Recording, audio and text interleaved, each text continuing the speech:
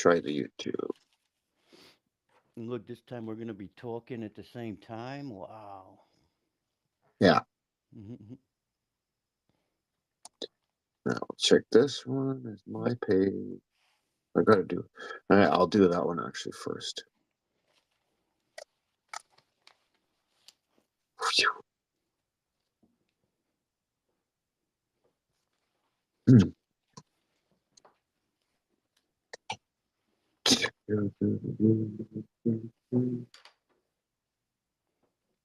Why?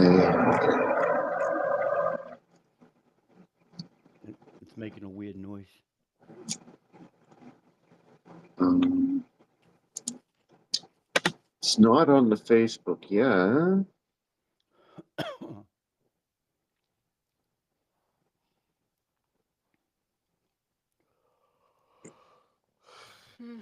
Ugh. Ah, there we go. Okay, I'm live on Facebook. Uh, then and Dan, we'll go to that. Oh, that's right. Um, I think I think you're gonna have to go to my page On Facebook?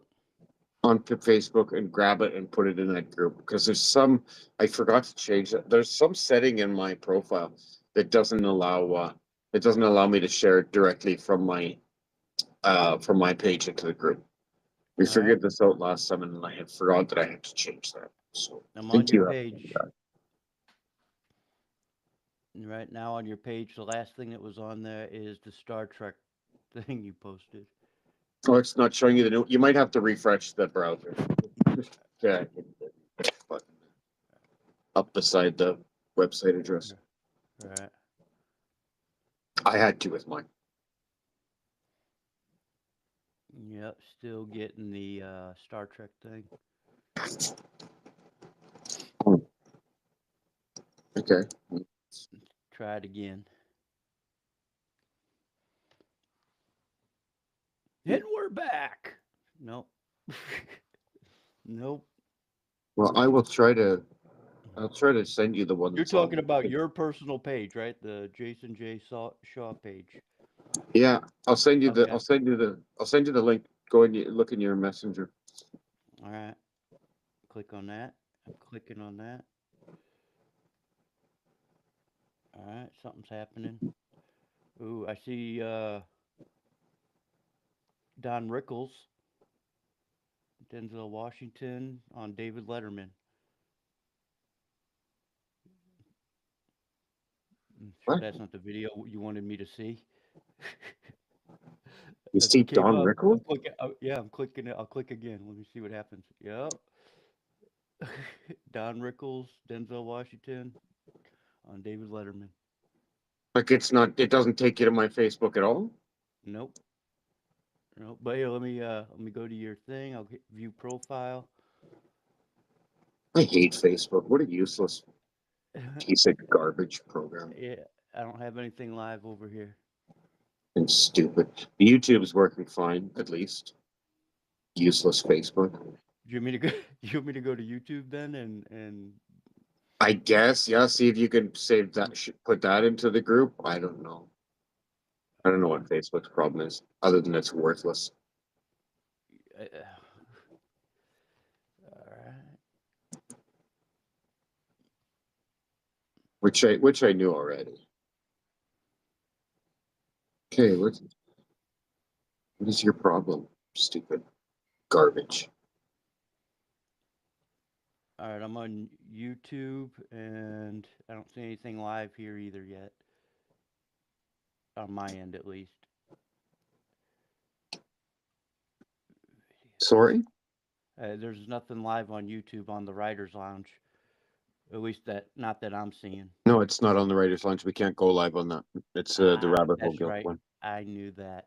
No, I didn't. I Yeah. forgot. Yeah, yeah. I forgot. All right. It happens. We need to have like so many subscribers for that, right? Ah, see, I found the settings. It's good now. For whatever reason, It On Facebook? automatically sets it to only me. So you should, hang on. I might be able to just share it into the group now. Oh, I see us on Facebook. Okay, good. All right, I'm on Facebook. We're live right now, and we're back. On in the group? It's on your page. All right, Yeah. so I got to share to the Writers Lounge page. That's right. Okay, share. And then you can't see the Facebook or the I YouTube. can't see YouTube, but you're in charge of that part. Mm-hmm. Yes, sir. I ain't gonna worry about it. That'll just take a quick second. I really should have had that. Should have really had that 6 minute timer intro video thing loaded up for this. That would have been cool to be People are using watching right us now get ready. instead All of right, I am babbling. on the Writers Lounge page. It says we're 6 minutes into it live. We have one person watching, which I guess could be me. I don't know. Yeah. It might. But there's certainly a delay. There's certainly a delay. As I'm talking, it's not matching up to my movements. Yeah, So no, there will be. definitely a No, delay. yeah. YouTube always puts a delay on lives. Okay, so then don't look at the video, I guess. I'll just look at comments. Yeah. Otherwise, you'll get some kind of weird headache. Right.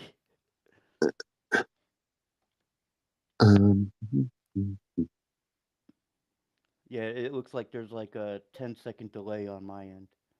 Yeah, that's the standard YouTube delay. That's what they always roll with. I actually think it's a copyright thing.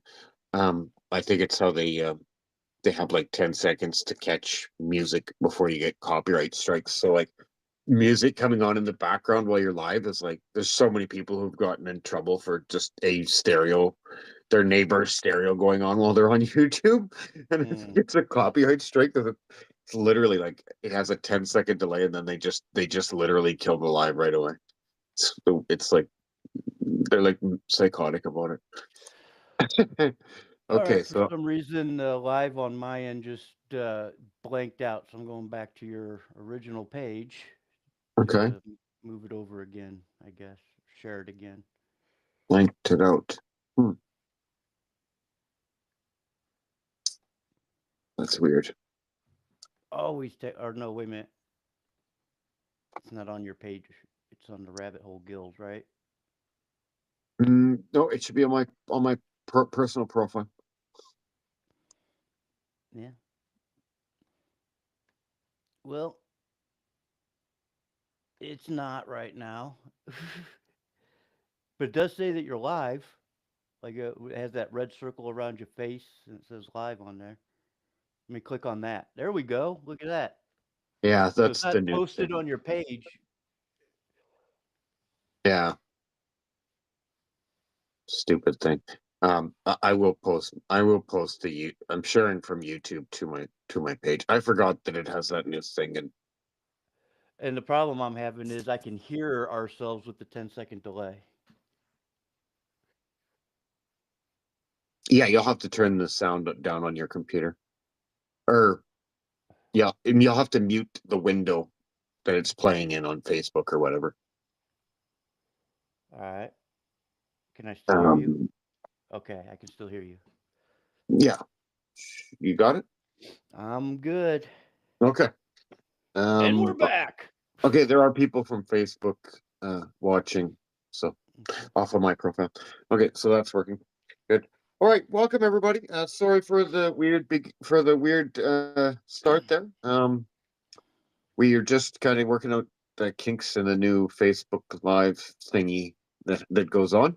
And tonight we're going to discuss The Screwtape Letters by C.S. Lewis. This is a book that was published in 1929. And so it's just rolling over into in 1930. In 1930, it was published, and so in 3 weeks, this will roll over into public domain because the rule in the United States, the rule in the United States is 95 years from the publication date of a book that was written before 1979. 95 years is when it goes into public domain, and then it's usable by all. Anything written after 1979 follows a different set of rules. Anything written before 1930 follows another set of rules. So that's how complicated that is in the United States. In a lot of countries, Screwtape Letters has been public domain for a while, Canada being one of them. Canada goes with 55 years after the death of the creator. So C.S. Lewis died in the 60s, therefore it's public domain here in a couple of years ago, I believe. And the UK, I believe, is not going to be, it's not going to be in public domain for a while still in the UK.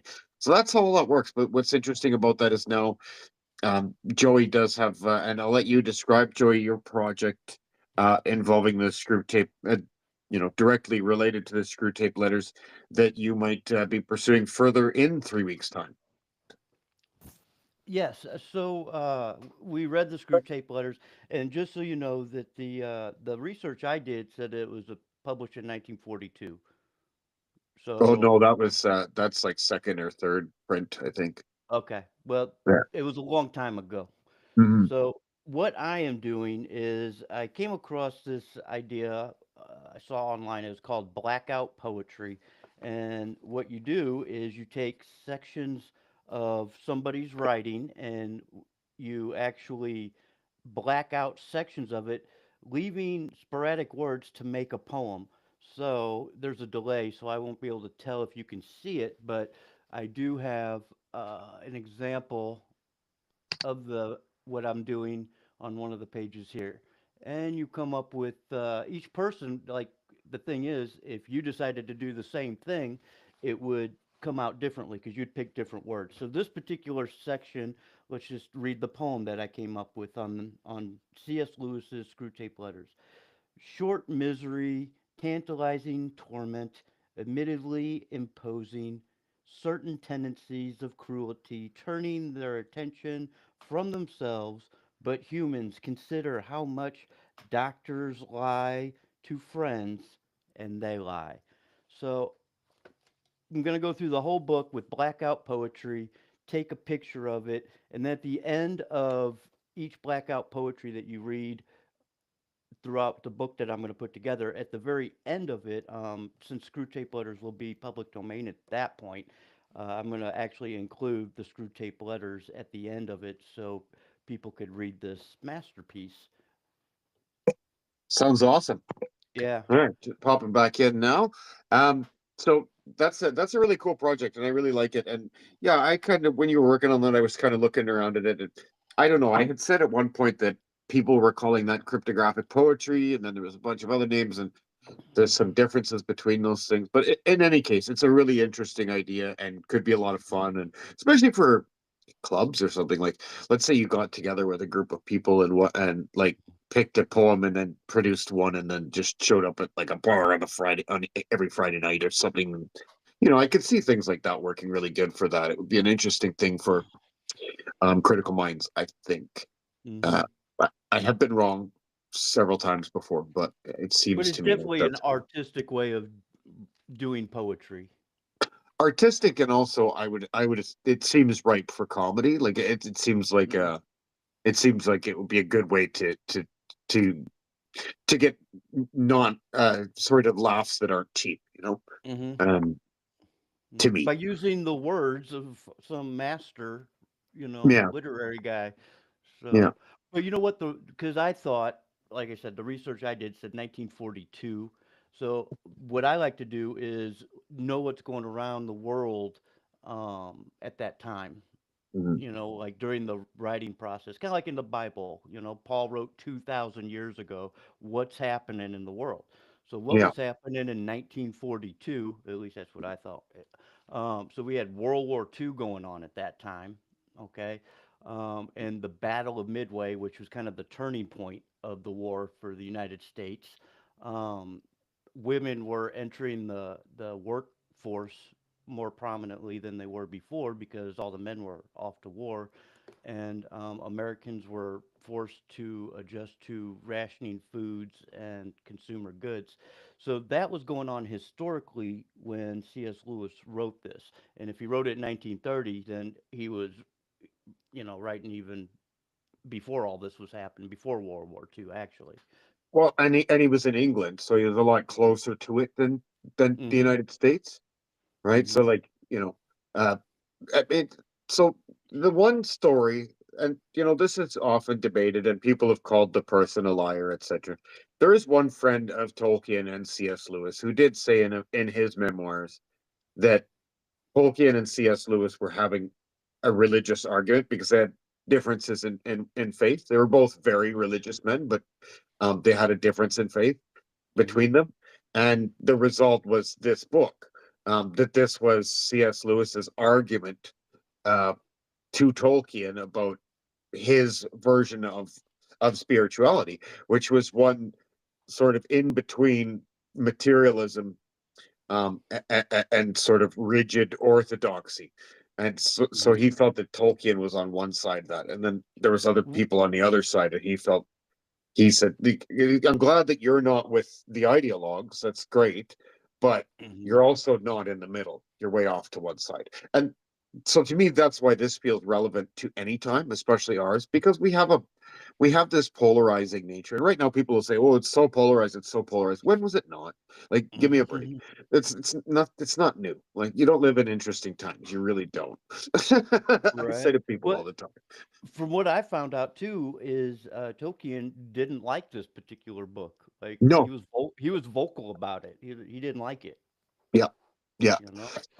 Yeah, no, and that's, Tolkien was very Scottish Presbyterian versus C.S. Lewis, who was very Anglican Church of England, right? So Mm-hmm. just that's oil, that's grease and water, right?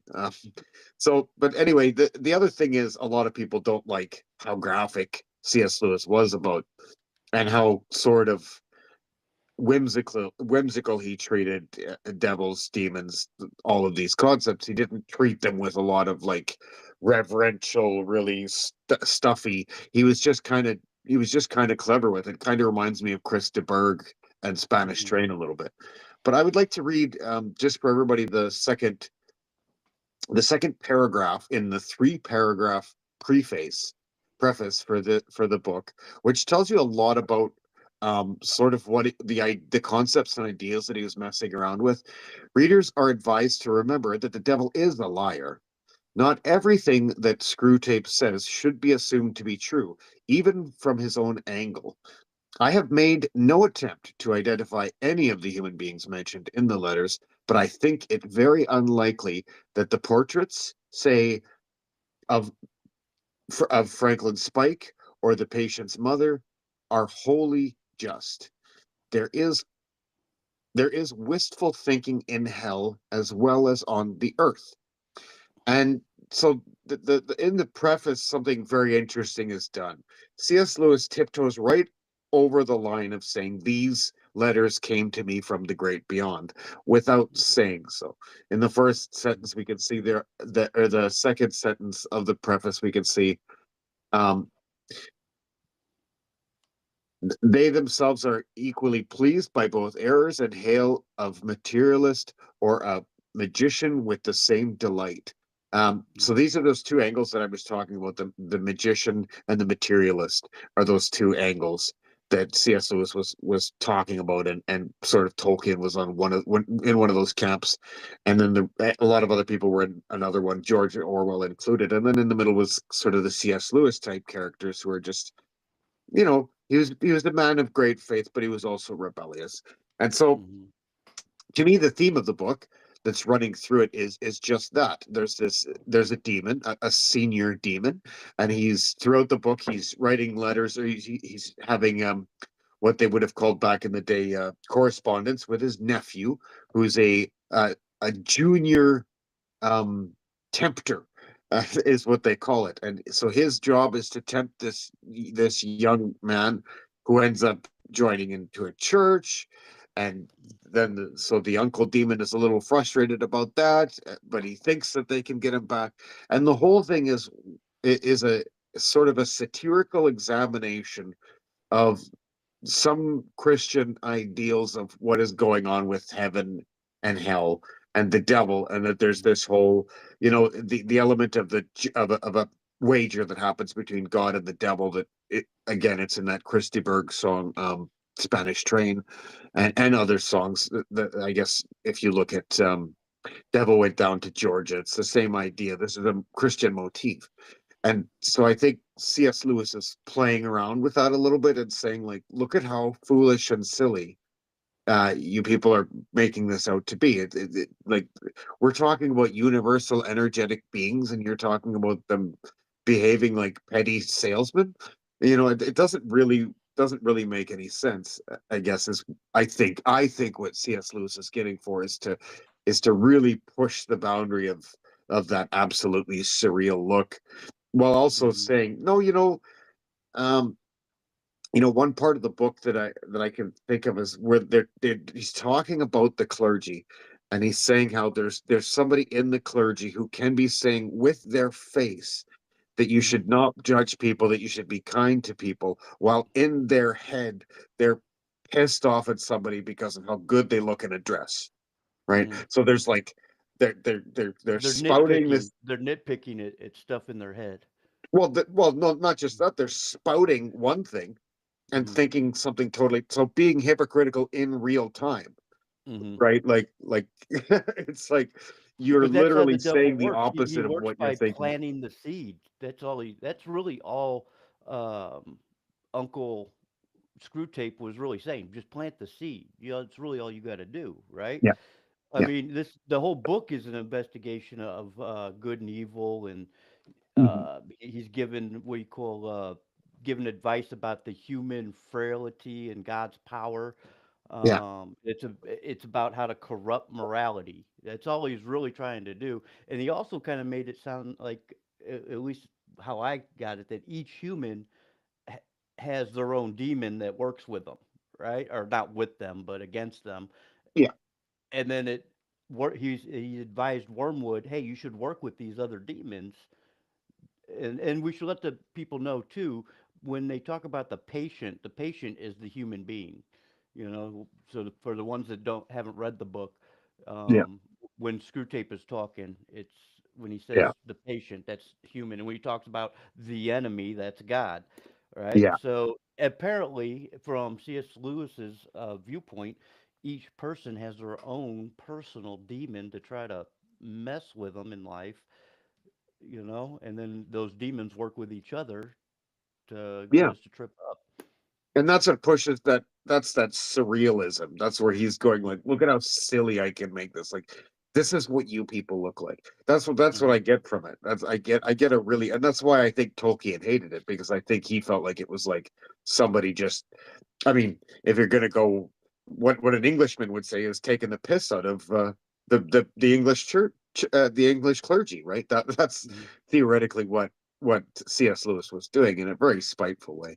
Now, critical, I would say that I don't know that there's any examples of somebody earlier saying that this whole in literature, how we have a protagonist and antagonist, and these are black and white, and they can't meet each other, and they have to be one or the other.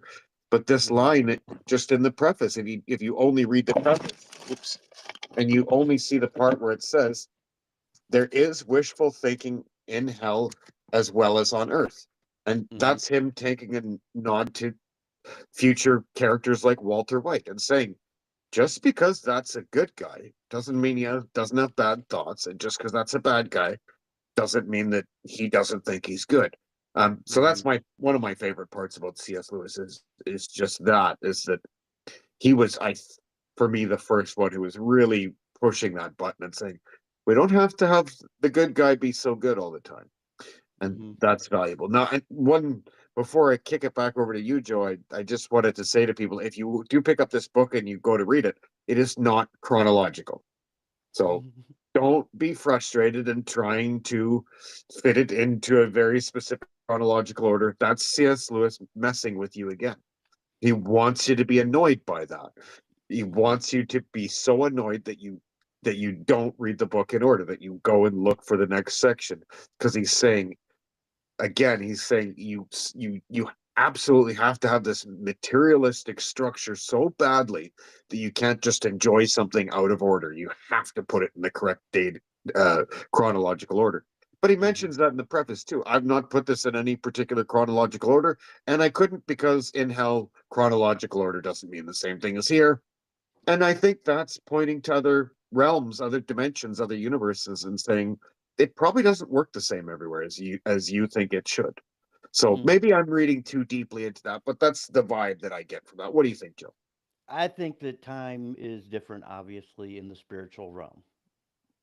I mean, I don't think it runs 24 hours a day. You got to remember that's a human thing. We decided that one lap around the sun was 1 year, right? So if we lived on Mars, one lap around the sun takes a little longer, right?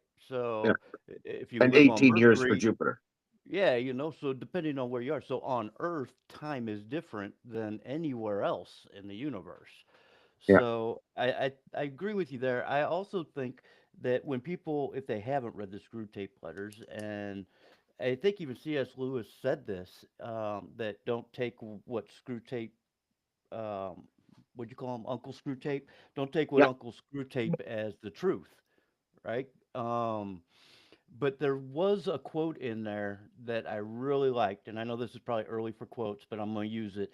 Uh, the Screw Hmm. Tape said, God wants people to be like sons, not cattle. And I think that was the truth. He doesn't want us to be cattle or sheep, walking all into one direction. He wants you Yeah. to think, what did Jesus do, man? He rubbed people the wrong way for real in his time, Yeah. you know? What what does the word Israelite mean? We who wrestle with God. Yeah. That's what Yep. Israelite means. Yep. Genesis chapter 32. That's where that Yeah. came from, you Yeah. know? And that shows an intimacy. When you Oh yeah. wrestle with God, that means you're close to Him. You can't wrestle with someone when you're far away from Him, right? Yeah. And my So that Scottish, shows an. sorry, Go ahead. my Scottish Presbyterian grandfather always said, that he who has not been afraid can never be courageous. He who has never had doubt cannot be faithful. Oh There's no such yeah, thing as faith until there's been doubt. yeah, That's absolutely. that's You gotta blindness. you That's just ignorance. you're lying to yourself and to everyone when you say, "Oh, I've never been afraid of this." Come on. You Yeah, know, exactly. you Yeah, got to be afraid of something. So, but yeah, I think that was probably one of the, and I think there's many truths that were in the book, but the that one really stuck out to me. God wants people to be like sons.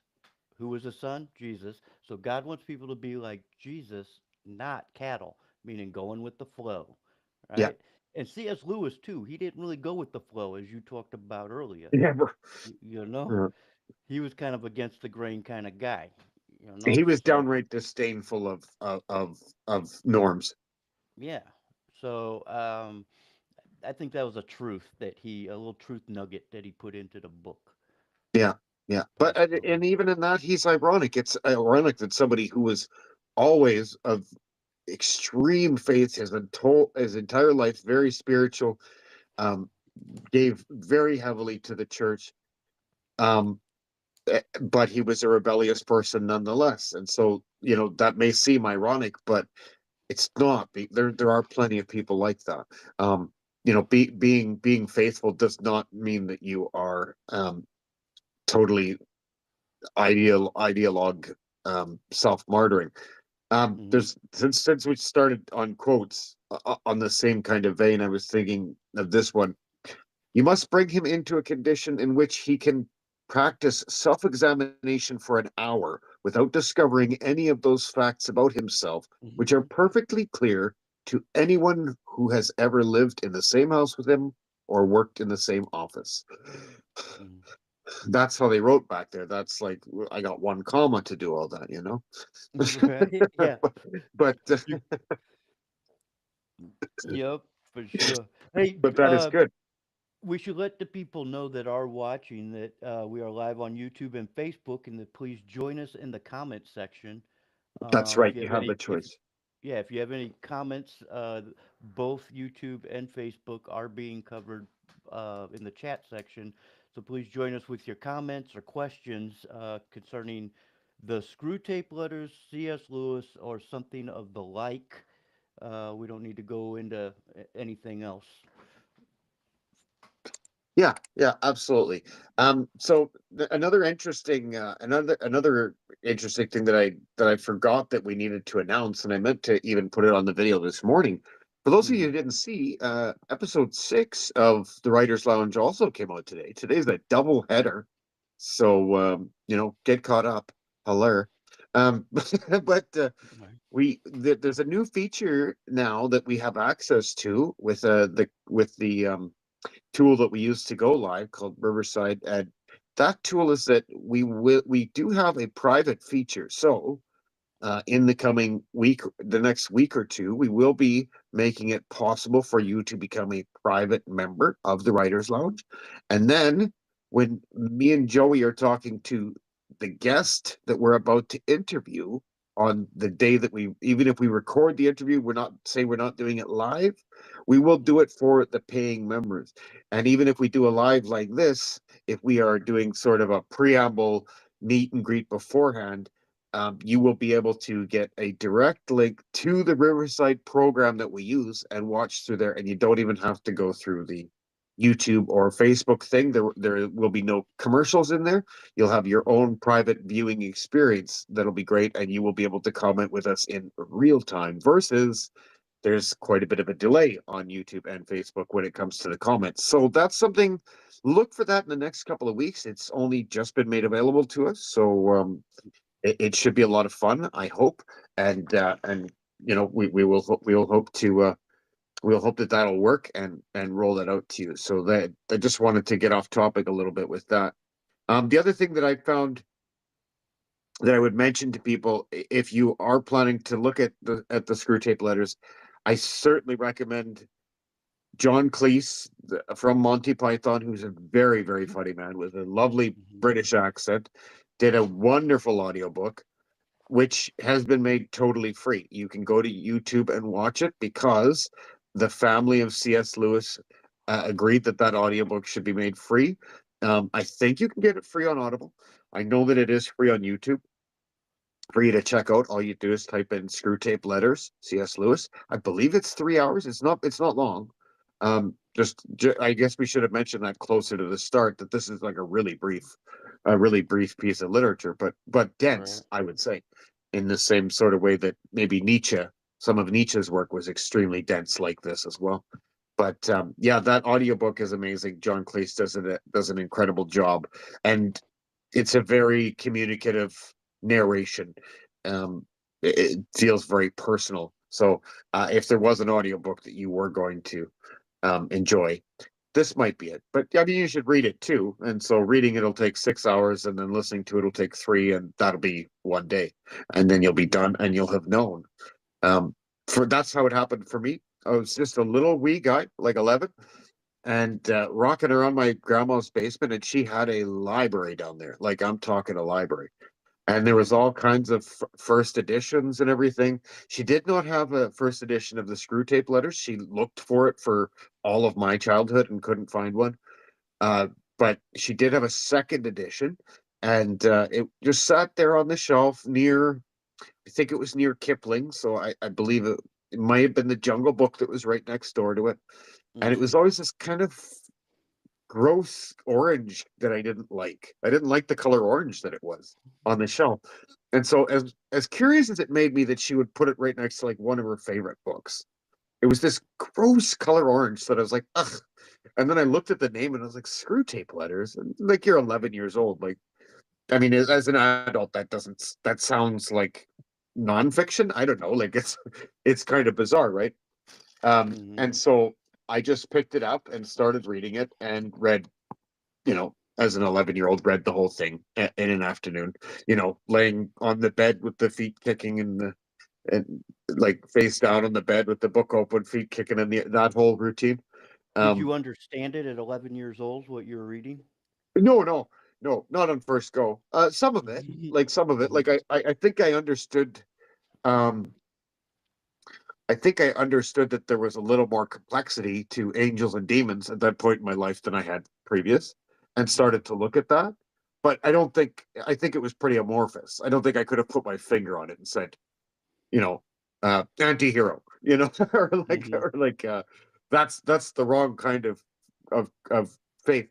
But I tell you what, that as I grew and I went to Bible studies and things, Screw Tape Letters is something that was present with me throughout. And I think I mhm, reread it when I was 17. And then I did get almost all of it. But it is one of those books where each line is so dense, somewhat like the Bible in that way, pardon the sacrilege, but mhm, it is there's a very dense feel about it where like you could read a line in Screw Tape Letters today and then come back tomorrow and read it again, and then come back the next day and read it again, and you will get something new out of it every day. I promise you, mhm, if you do that. It's very much like Cain and Abel. You can read Cain and Abel all what 12 lines, um, mhm, and you could read that every day for a month and a half, and if you're a smart person, you should still be getting something out of it because it's so metaphorical. It's so mhm. deep, and it's made specifically so that it's not easy. Um, But that's with anything that you read. If you read, okay, so I first read the Screw Tape Letters in my 20s, which happened to be years ago. Okay, mhm, all right, so it was quite a while ago, and I read it in my 20s. Somebody gave it to me for a birthday present, and it was a Bible thumping person. I'm kind of a I kind of go against the grain. So, uh, but they gave it to me and I read it and I was like, holy cow, this is an awesome book. And it got me deeper actually into my faith. And I read it again probably in my 40s. And then about 10 years later, which is right now. And each time I read it, something came out different, like you said. And that happens with any kind of book. The meaning is going to be different, like with your Bible. We discussed earlier about uh, what does Israel mean, and it means wrestling with God. That's Genesis chapter 32. Now, I have been studying my Bible. I mean, actually studying, not just reading it, studying it, taking classes, uh, highlighting all this stuff. And it didn't come to me until just really like 4 years ago or so that that chapter was talking about the intimacy with God.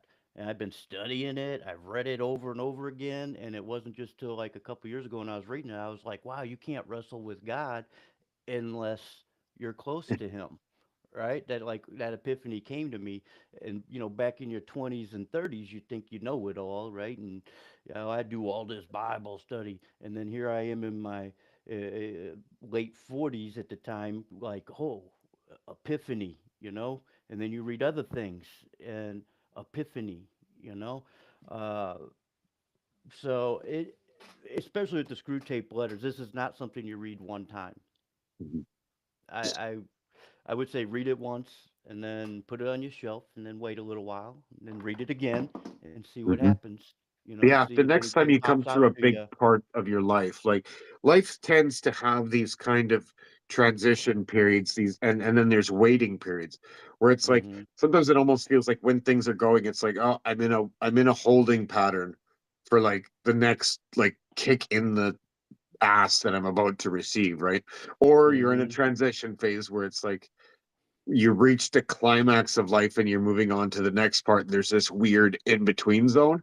That's a Hmm. time to read the screw tape letters. When you know that you are changing and upgrading, but you haven't settled into the new you, maybe this is one of those things that you want to just kind of mull around at that point to make sure um that you're not only being honest with yourself, but arguing with yourself a little bit Hmm. as you should, right? Like, um, if you've decided that you know all the things and that you're correct and you don't need to argue with yourself anymore, then that's it. It's a wrap. Life's over. You've done the thing, and now you can just quit. Right. Well, if you don't think you can learn from anything anymore, right? You Yeah. just move on to the next thing. You know, a book what we should do. I know it's getting off topic here. Is Jonathan Livingston Seagull. I think we Yeah, should do yeah, that book. It's absolutely. short, but boy, I think that would be a fun one to do too. Yeah, The Old Man in the Sea.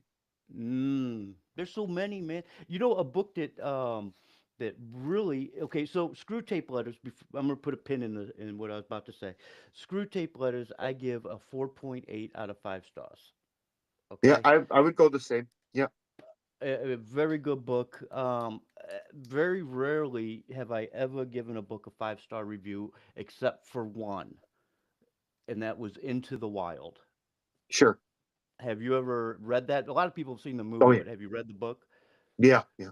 Okay, so I've done both. I read the book and I saw the movie, and that's what inspired me um, back in my 20s to then start living as a minimalist Hmm. in New Jersey, and then at some point I think, decided, hey, you know what? I'm gonna hike across America, kind of do Hmm. like what he did. So that book really inspired me to be who I am today. You know, I mean, it took me 2.5 years to get across America, you Yeah. know, hiking the whole way.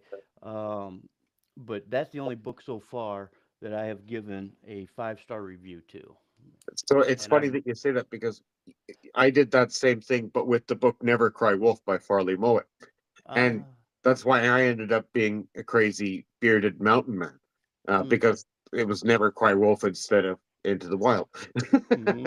Hey, well, you know what? In that movie, you know, when he went to a place called the Slabs, which is in like Southern California, it's in the oh my gosh, Imperial Valley. I Imperial, yeah. actually I actually stayed there for quite a while in the Slabs. Slab City is Cool. what it's called. Salvation Mountain was there. The guy, the old man that he's talking to Hmm. about God in the movie, his name was Leonard Knight, and he's the one that started the whole Salvation Mountain and getting it all painted all hippie style and everything. I actually met that man. You know, by the time I got there, he was super old, but I got to meet him and sit next to him on his birthday, and just to experience the same things that this guy did. Um, like I said, it really affected my life, and that's why I gave that book 5 stars. And a classic like Screw Tape Letters, which didn't affect my life so much, 4.8. Yeah. You know. And yeah, same here. There'd be a couple. There'd be a couple fives for me. Hmm. One is Memories of Ice by Steven Erikson, and the other one would be Farley Mowat, Never Cry Wolf. Right from the early scene, that one really hits me.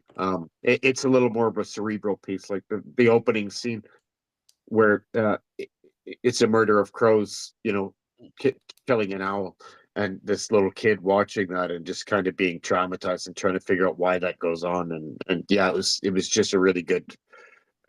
I think the most simple but effective introduction to any book ever that I've encountered anyway. Next to next to Heinlein, actually, I was just mentioning to you The Cat Who Walks Through Walls. Has a really, really, really impressive intro that kind of can catch you kind of unawares. It's sneaky good. It can kind of sneak up on you. Hmm. So yeah, we've done our rating. We've gone over the audiobook. We went over the audiobook. We went over. Oh, also, sorry.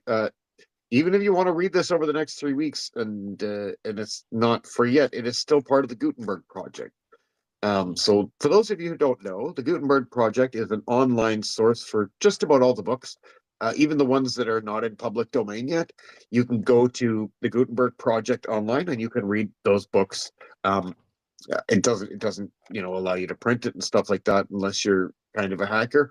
But Screw Tape Letters is there, and so you can whip over there and you can read it. If you don't have another source or the library's too far or whatever. Yeah, gutenbergproject.com. Is it .com? No, there's one for .ca. So it'll probably be .org in Great Britain, .ca in Canada, and .com in the United States. But it is a wonderful thing, the Gutenberg Project.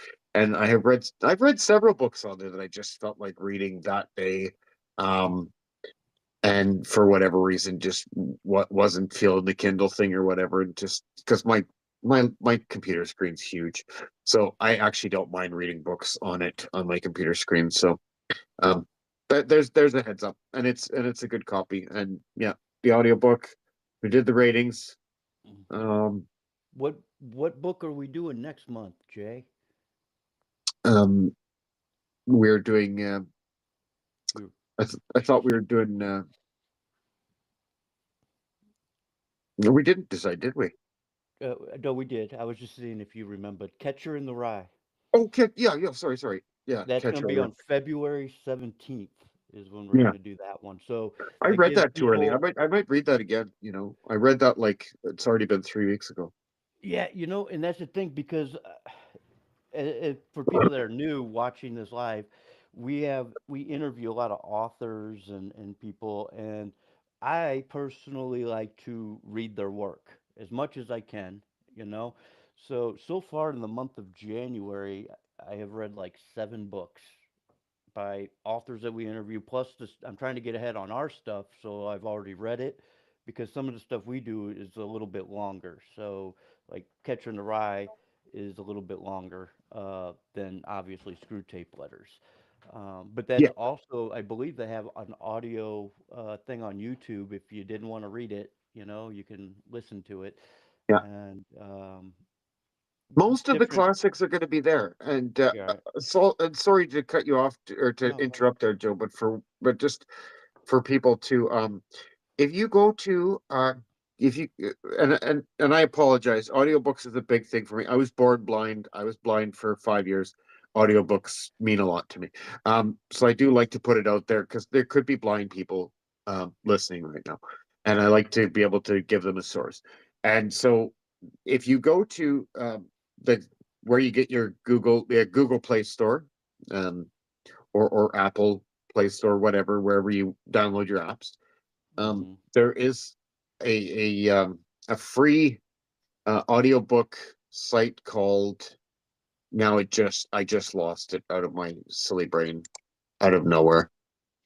that's what Oh happens man. when you get older, Jay. Just things sometimes Yeah, yeah. kind of falls out the side of your head, and then LibriVox, as in the astrology sign, or sorry, not the astrology sign, but with a V, LibriVox. That's where you can find that. Basically, what it is, it's these really awesome people have gone and taken classic literature, gotten permission to narrate it, and made audiobooks for free. They don't take any money for it. They're not allowed to take money for them because these aren't in public domain. hmm But not a lot of them aren't. So they're just out of the goodness of their heart, they're sitting around and narrating entire classic works of literature for you to get for free, and you can listen to them. You can't download them or anything, but yeah, there's everything in there. All the Sherlock Holmes is in there. Really, really great literature in there for you to listen to if you want to do the classics. Um, if you're itching for an audiobook and maybe the finances aren't so great right now, it's a good way to go. So LibriVox, I strongly recommend the Sherlock Holmes ones, and the Count of Monte Cristo were narrated by a really great narrator who's an Englishman who does a really great French accent. So Can I I will ask you recommend real those. quick, how do you spell that lever box? Is it L L L L? I V R A Okay. Livra Vox. And I believe it's Latin for freedom press, I think. Huh. Vox, I believe, is free. And I think Libra is like the ancient Latin, like Roman Latin, Mm. freedom. So, or press. So that's yeah, LIVRAVOX. Um yeah, sorry. So for that interruption. Yeah, we have the Catcher in the Rye coming up next month. Um, and that will be good. Like I enjoyed it, but I'm actually I don't mind too much having another quick read through it as well.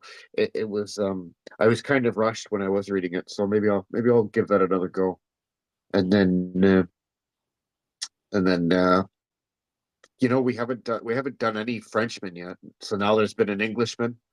Uh the first one was a American lady, an Antebella lady, I guess. Lady of Mhm. the South. Um, so now we're I'm glad doing. we got that one over with, Jay, to tell you the truth. I don't know where Salinger. I don't know where Salinger's from, to be honest. I know he's an American. I know he was American, We'll but we'll do that. That'll be part of our research. I know he went yeah. to he went off to World War II and he fought. He was Okay. there for D-Day on Normandy Beach. Okay, listen to this. So he went to Normandy Beach on D-Day carrying the first six chapters of Catcher in the Rye in his. Oh, that's cool. I Wow. know, because he would write during his army time these Yeah. stories, and Yeah. he carried it with him because it was his that was his baby, you know. Hemingway wrote "For Whom the Bell Tolls" in Spain as well, because he was in Spain as a medic in Mhm. the Basque region, and I believe that Hemingway wrote it on campaign too. Um, Mhm. yeah, so yeah, but that's amazing. That's incredible. And I But yeah, know that we should cover I Frenchmen at some point, so I don't know any French writers that I know of. I'm assuming you do. or German, whatever. Well, sure, you know Ooh. French writers. What's up? What's Albert Camus? He's Algerian. No, he's Algerian. He ain't French. He just spoke French. That's all. Well, if you talk to an Algerian who tell me he's not a French, I tell you you're crazy. He was You're good. crazy. Yeah, he's Algerian. He's just but there's French people in Canada, right? Don't you have like a whole French section over there Yeah, on the East Coast somewhere? exactly. Yeah. And it is called French Algeria. Oh yeah, okay. Well, there you go. Yeah, no, I mean we Alexandre Dumas is my favorite, but I mean those are really big books. So that would Yeah, be you like know a what? I got Monte Cristo for Christmas oh wow. from 17-year-old granddaughter got it for me, and it's sitting on the shelf. But like you said, it's pretty thick, you know. It's pretty thick, so that would be like what maybe we could do something like midsummer, like June 21st, maybe. We'll Yeah, cover like a big one. we could take like a hiatus for a month, you Yeah, know. yeah. Like okay, no book review in March, April, May. So like May, no book review in May, and then in June do kind of Monte Cristo. That would be good Because for our gardening too. One less yeah, thing because gardening's going to be super busy May and June. yeah, and I'm working on garden. Not as much as you, but I'm working on it. You'll get there. You'll get there. Yeah. But yeah, no, Monte Cristo. I mean, for me, like, wow, that's the densest. That's another five for me. I mean, Hmm. it's as a matter of its time. There's flaws. Hmm. Um, the writing wasn't great back then. This is just after Napoleon that Dumas wrote that. It's a very old book. Um, Hmm. so the style, but it's been translated very well. There's been some great modernizations, but the original translation into English, Shirley Mason is good.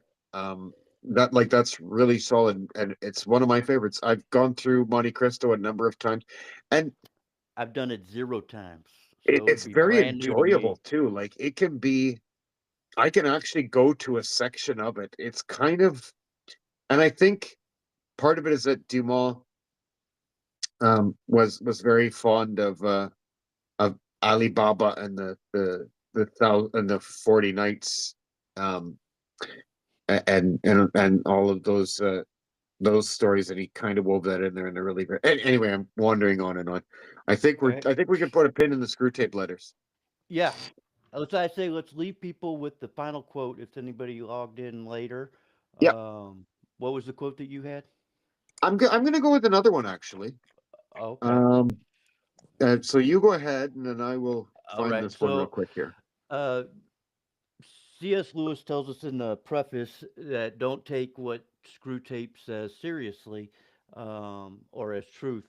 But as I was reading, there are some truth nuggets that he does say. And one of the quotes that Screw Tape says is God wants people to be like sons, not cattle. That just, I don't know, that one hit me and I really liked it and I wrote it down.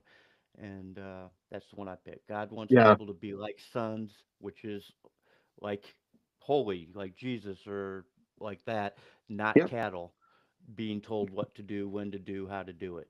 or like Python maybe. Maybe that would be Yeah, the, there you go. He wants you to be more like a shepherd and not like the sheep, be leaders. that's right. That's right. Okay, so mine is from chapter 4, I believe. Mm. Yeah, that's Letter right. 4. Um, Once his habit is well established, you have the delightful situation of a human saying things with the express purpose of offending and yet having a grievance when offense is taken. And that is social media to me right there. That Right. is the definition of social media. You are expressly, a lot of people, and I myself, I'm not going to be claim that I'm above it. I do it. I get into the mud sometimes on social media. Hmm. But most of us will get into the mud and with the express purpose of annoying somebody. And then we're annoyed that when they're offended, right? Hmm. And this is not new. Like it didn't just come about with social media. It was always there. And we always say it's the worst thing in the world, but it's really just a cycle. This is one of those But books that'll show you. use that power for good, not Yeah, evil. that's right. Let it inspire you. Whoever's trolling you or whatever, let it Yeah, inspire you to do something better, burn it greater, like fuel. Burn it like fuel. right? Yeah. All right. Well, folks, thanks a lot for showing up. That was a good. That was. Look at that. It's an hour. Like Exactly. on almost exactly. Yeah. Like within Right. 60 seconds. Right So with on. that, we're just gonna cruise along and say check out episode 6. Remember that was it just popped up on our YouTube channel. You can find it there. You can find it on our Facebook page. You can find it on TikTok, Rumble, Twitter, Blue Sky, not Check out Discord. check out all our videos. Yeah, Check out just our check. shorts. Yeah, Check check out out all our this stuff. playlist. Yeah, there's really good playlists that are you can learn a lot, or you could explore a lot of literature you didn't know about. It's that there's a lot of different playlists, and they're all really cool. And the great thing about the playlists that I like, say I go to do dishes, I find a playlist on the phone. I push play all. I put the phone down. That's it. I don't have to touch that phone for like hours. Hmm. Like if I wanted to do the dishes for like 3 hours, I'm not saying I would, but um that's the great thing about playlists. So check out some of our playlists, if especially if you're a writer. They'll really give you something. And even if you're a reader, sometimes it's good to understand what the craft is all about, because you can actually get more out of the books if you understand the way they're written. Yeah. That's it for tonight, folks. Thanks for showing up. Look for another episode next Monday. Look for my episodes of the AM Book Show coming up this week. We're still trying to work a few kinks out. Today was not a great day to get that going this week because, as I said, there's already one live and one recording launched today, so it's a busy day. But we will see you again shortly. Next month, remember, be back here. I think we're going the same time as the February the 17th. Did you say? February 17th, 6 o'clock, and we're supposed to have a guest with us that has never read the book. Right, right. We have a newbie Catcher in the Rye Right. person on February 17th. So I don't want just to say remember their that, name folks. because just in case they don't come through, I don't want to say their name and put them on blast, but Yeah, don't dox them yet. Don't dox them yet. yeah. Later, we'll get them. Whoa. All right, people. Thanks a lot. We'll see you soon. Ciao. Bye. That's cool that it was like pretty much exactly an hour. Huh. Hmm. It I did. still says live over on Facebook, but maybe because there's a delay. Okay, it's off. There we go. Yeah. It'll have a 10-second. Yeah, for All sure. right. Okay, so we had some people watching on Facebook. We had some people watching on the tube. We just had Um, one person comment, I mean Sage, but then we had Ursula